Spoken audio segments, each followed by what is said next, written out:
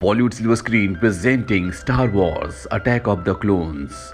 ये मूवी पिछले आने वाली स्टार वॉर्स मूवी के 10 साल बाद होने वाली कहानी को बताती है। बहुत से प्लैनेट्स अब गैलेक्टिक रिपब्लिक से अलग होकर अपनी एक अलग टीम बना रहे हैं जिसे वो सेपरेटिस्ट का नाम देते हैं। चलिए जानते हैं कि कैसे सब एक बहुत बड़ी साजिश की वजह से मुमकिन हुआ। मूवी की शुरुआत होती है और दिखाया जाता है कि नेबू की वॉर को अब 10 साल का अरसा बीत चुका है और अब गैलेक्टिक रिपब्लिक को एक नए खतरे का सामना करना पड़ रहा है क्योंकि हजारों प्लैनेट्स रिपब्लिक को छोड़कर सेपरेटिस्ट ग्रुप को ज्वाइन कर रहे हैं। दरअसल इस सेपरेटिस्ट मूवमेंट एक पुराने जेडाई मास्टर चला रहे हैं, पर वो ये सब सीक्रेटली कर रहे हैं जिसके बारे में अभी जेडाई काउंसिल और रिपब्लिक को कुछ नहीं पता। अब वही नेबू प्लैनेट की एक्स क्वीन कोरस्कैन प्लैनेट पर आती है ताकि वो एक आर्मी बनाने के लिए वोट कर सके जो जेडाई मास्टर्स की हेल्प करेगी इस सेपरेटिस्ट के थ्रेट को काबू करने में। दरअसल अब क्वीन अपनी जगह किसी और को दे चुकी है और खुद एक सेनेटर बन चुकी है क्योंकि वो चाहती है कि वो लोगों की आवाज बने और उनकी ज्यादा से ज्यादा हेल्प कर सके, और वो ऐसा क्वीन की बजाय सेनेटर बनकर अच्छे से कर सकती है। पर जैसे सेनेटर अपनी स्पेसशिप से नीचे उतरती है वहां एक जोरदार धमाका होता है और शिप से उतरते हुए सभी लोग मारे जाते हैं। पर सेनेटर हमेशा की तरह अपना भेष बदले हुए होती है, इसीलिए उसकी जान बच जाती है। जेडाई मास्टर सेनेटर की प्रोटेक्शन के लिए ओबी वैन को नियुक्त करती है जो इस वक्त एक जेडाई मास्टर है, और उसके स्टूडेंट को भी जो वही बच्चा है जो यंग डर्थ वेडर है जिसका नाम अनाकिन स्काई वॉकर है, पर अब वो बड़ा हो गया है। वो दोनों हर वक्त सेनेटर के साथ ही रहते हैं और जब वो अपने रूम में सोने चली जाती है तो अनाकिन उसके रूम के बाहर ही चक्कर लगाता है। तभी ओबी वैन भी वहां पर आ जाता है और इन दोनों को फील होता है कि अंदर कुछ खतरा है। ये फौरन सेनेटर के रूम में जाते हैं जहां अनाकिन दो बहुत ही खतरनाक और जहरीले कीड़ों को मार देता है। ये दोनों फौरन उस कीड़ों को सेनेटर के रूम तक लाने वाले के पीछे भागते हैं और जब ये उसे पकड़ते हैं तो ये देखते हैं कि वो एक लड़की है। जैसे वो इन्हें बताने लगती है कि उसे ऐसा करने के लिए किसने कहा, तभी डोर से एक डार्ट आकर उसकी गर्दन पर लगता है और उसकी वहीं पर मौत हो जाती है। ये दोनों उस डार्ट को शूट करने वाले को भागते हुए देखते हैं जो कि एक बाउंटी हंटर होता है, और अब वापस आकर वो जेडाई काउंसिल को ये सारी बातें बताते हैं। जेडाई काउंसिल के सभी मेंबर से डिसाइड करते हैं कि ओबी वैन सेनेटर को मारने का हुक्म देने वाले का पता लगाएगा और उसका स्टूडेंट अनाकिन सेनेटर को लेकर वापस उसकी होम प्लेनेट नेबू चला जाएगा।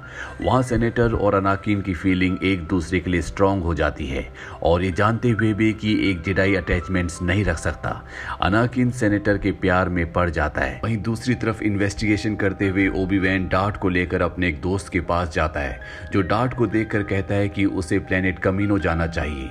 ओबी वैन ने इस प्लेनेट के बारे में कभी कुछ नहीं सुना होता, इसीलिए वो लाइब्रेरी आकर आर्कीव में उस प्लेनेट को सर्च करता है, पर उसे वो प्लेनेट अपने सिस्टम में नजर नहीं आता। लाइब्रेरियन उसे कहती है कि ऐसा नहीं हो सकता कि कोई प्लेनेट मौजूद हो और वो आर्कीव्स में ना हो, तुम्हें अच्छे से सर्च करना चाहिए। ओबी वैन लाइब्रेरी से सब कुछ पता लगाने के बाद एक योद्धा के पास जाता है, वो जो कुछ बच्चों को ट्रेनिंग दे रहा होता है, और उसे वो सब कुछ बताता है। वो योद्धा ओबी वैन को कहता है कि वो प्लेनेट चाहे नजर नहीं आ रहा पर उसकी ग्रेविटेशनल फोर्स अभी भी वही है। तभी एक बच्चा कहता है कि इस प्लेनेट को किसी ने जानबूझकर डिलीट किया है। योद्धा कहता है कि ऐसा एक जेडाई मास्टर के अलावा और कोई नहीं कर सकता। ओबी वैन वहां से निकलकर उस प्लेनेट तक पहुंच जाता है जो कि एक पूरा समुंदर का प्लेनेट होता है, हर तरफ पानी पानी है। वहां पहुंचकर वो उसके लीडर से मिलता है जो उसे कहता है कि मैं तुम्हारा इंतजार कर रहा था, हमारी आर्मी तैयार है। ये सुनकर ओबी वैन पूरी तरह से हैरान हो जाता है क्योंकि उन्होंने तो किसी भी आर्मी को तैयार करने का इस प्लेनेट को नहीं बोला होता, पर वो लीडर उससे बताता है कि 10 साल पहले एक जेडाई मास्टर ने हमें एक क्लोन आर्मी तैयार करने को कहा था जो हमने एक बाउंटी हंटर के क्लोन से बनाई है। 10 साल में हमने क्लोनिंग करके आर्मी तैयार कर ली है। दरअसल ये बाउंटी हंटर वही है जिसने सेनेटर को मरवाने के लिए 2 बार कोशिश की थी पर वहां से बच निकलने में कामयाब हो गया था। ओबी वैन उस प्लेनेट के लीडर को कहता है कि वो जेडाई मास्टर तो बहुत पहले ही मर गया जिसने उसे क्लोन्स की आर्मी बनाने का ऑर्डर दिया था, और वो उससे ये भी कहता है कि उसे वो बाउंटी हंटर से मिलवाए। ओबी वैन उससे मिलता है तो उसके साथ उसी का एक क्लोन बच्चा भी होता है जिसकी ग्रोथ को तेज नहीं किया गया होता और ना ही उसमें कोई चेंजेस किए होते हैं। ये बच्चा उसी बाउंटी हंटर के साथ रहता है और उसे अपना पिता कहता है। वो बाउंटी हंटर ओबी वैन को ट्रोनियस के बारे में बताता और कहता है कि इसी ने हमें क्लोन की आर्मी बनाने के लिए कहा था। ओबी वैन वहां से निकल जाता है और वो वो बाउंटी हंटर भी अपने बच्चे से कहता है कि हमारे जाने का वक्त आ गया है। वहीं ओबी-वैन को फील होता है कि वही बाउंटी हंटर है जिसकी उसे तलाश है, जिसने सेनेटर को मारने की कोशिश की थी। अब वो उस बाउंटी हंटर से लड़ता है और उसकी शिप पर एक ट्रैकिंग डिवाइस भी लगा देता है और उसका पीछा करते हुए एक प्लेनेट जियोनोसिस तक पहुंच जाता है। वहीं दूसरी तरफ अनाकिन अपने रोज के आने वाले सपनों से परेशान दिखाई देता है, जिसमें वो अपनी माँ को परेशान और दर्द में देखता है जो उससे मदद मांग रही है, वो उसे बुला रही है। सेनेटर अनाकिन से कहती है कि वो भी उसकी माँ को बचाने उसके साथ जाएगी। वो उसी प्लेनेट टटूनी पर जाते हैं जहां कभी वो स्लेव हुआ करता था। वो अपने पुराने मास्टर से अपनी माँ के बारे में पूछता है। मास्टर उसे बताता है कि उसकी माँ को एक फार्मर ने खरीद लिया था और बाद में उसने उससे शादी कर ली। ये सुनकर वो उस फार्मर के घर जाता है और वहां अपने स्टेप ब्रदर और स्टेप फादर से मिलता है, जो उसे बताते हैं कि उसकी माँ को सैंड पीपल उठाकर ले गए हैं और वो बहुत खतरनाक लोग हैं। अब तक उसकी माँ को उन लोगों ने मार दिया होगा।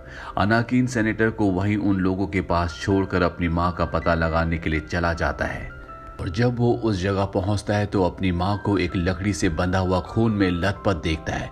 वो उसे खोलता है पर उसकी माँ उसके हाथों में अपना दम तोड़ देती है। अब अनाकिन के अंदर बहुत गुस्सा भर जाता है, पर एक जेडाई बनने के लिए ये बिल्कुल भी अच्छा नहीं है। पर वो अपने गुस्से को कंट्रोल नहीं करता और वहाँ सभी लोगों को, जिनमें औरतें और बच्चे भी होते हैं, उनको मार देता है। वो जब ऐसा कर रहा होता है तो इसकी फीलिंग योद्धा को भी होती है और वो कहता है कि जरूर कुछ बहुत बुरा हुआ है। वहीं दूसरी तरफ ओबी-वैन जियोनोसाइड प्लेनेट पर पहुंचकर देखता है कि वही पुराना जेडाई मास्टर काउंट डोकू और फेडरेशन का वाइजरी मिलकर एक मीटिंग कर रहे हैं और एक बहुत बड़ी रोबोट आर्मी तैयार कर रहे हैं। ओबी-वैन ये सब एक मैसेज में रिकॉर्ड करके जेडाई काउंसिल तक भेज देता है, पर तभी उसे रोबोट्स अरेस्ट कर लेते हैं और इसके बाद जेडाई मास्टर काउंट डोकू उससे मिलने के लिए आता है और उसे बताता है कि कैसे रिपब्लिक की सेनेट का बहुत बड़ा हिस्सा डार्क फोर्स के अंडर है और उसे ऑफर करता है कि वो भी उनके साथ मिल जाए, पर ओबी-वैन साफ साफ मना कर देता है। ओबी-वैन ने जो मैसेज भेजा होता है वो अनाकिन भी देख लेता है और वो सेनेटर को वहीं रुकने का कहकर खुद अपनी टीचर ओबी-वैन को बचाने के लिए जाना चाहता है, पर सेनेटर उसे कहती है कि वो भी उसके साथ जाएगी। ये दोनों जियोनोसाइड प्लेनेट तक पहुंच जाते हैं, पर इन दोनों को भी अरेस्ट कर लिया जाता है और अब ओबी-वैन, सेनेटर और अनाकिन को एक लकड़ी के पोल से बहुत बड़े ग्राउंड में बांध दिया जाता है और एक बहुत बड़े जंगली खूंखार किस्म के जानवर को खोल दिया जाता है। और इससे पहले कि वो खूंखार जानवर इन तीनों को मारता, यहाँ पर जेडाई काउंसिल के मास्टर्स पहुंच जाते हैं और उन्हें बचाने की कोशिश में लग जाते हैं। एक जेडाई मास्टर उसी बाउंटी हंटर का सिर जिस्म से अलग कर देता है जो काउंट डोकू के लिए काम कर रहा होता है।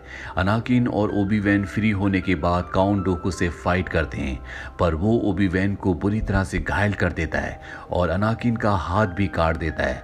लेकिन तभी वहां पर योद्धा पहुंच जाता है और वो इन दोनों को उससे बचा लेता है, लेकिन काउंट डोकू योद्धा से बचकर निकल जाता है और प्लेनेट क्रॉसकैंट पहुंच जाता है और वो सुपर वेपन डेथ स्टार के प्लान्स को जो उसके पास होते हैं वो उसी एम्परर को देता है, जो उसे उसके डार्क फोर्स के नाम ट्रानुस से बुलाता है। और यहाँ पता चलता है कि जिस ट्रानुस का नाम बाउंटी हंटर ने ओबी-वैन को बताया था वो असल में काउंट डोकू है, जो पहले तो एक जेडाई मास्टर था और अब वो डार्क फोर्स का हिस्सा है। ये सब खत्म होने के बाद जेडाई काउंसिल परेशान दिखाई देती है, क्योंकि वो जान चुकी है कि डार्क फोर्सेस के क्या प्लान्स है और कैसे वो सेनेट को करप्ट कर चुकी है, और वो क्लोन वॉर को भी बढ़ते हुए देखते हैं। कहानी के अंत में दिखाया जाता है कि अनाकिन को रोबोटिक हाथ लगा दिया जाता है और वो सिर्फ C-3PO और R2-D2 के सामने सेनेटर से शादी कर लेता है। इस फिल्म के पहले भी 4 पार्ट्स हैं जिनके लिंक्स हमने नीचे डिस्क्रिप्शन में दिए हैं, आप उन पार्ट्स को भी जरूर देखें।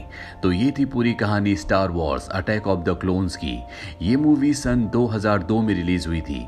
IMDb पर इसकी रेटिंग है 6.5। इस फिल्म का बजट था $115 मिलियन और बॉक्स ऑफिस पर इसने कमाई की थी $653.8 मिलियन की। उम्मीद करते हैं कि ये कहानी आपको पसंद आई होगी।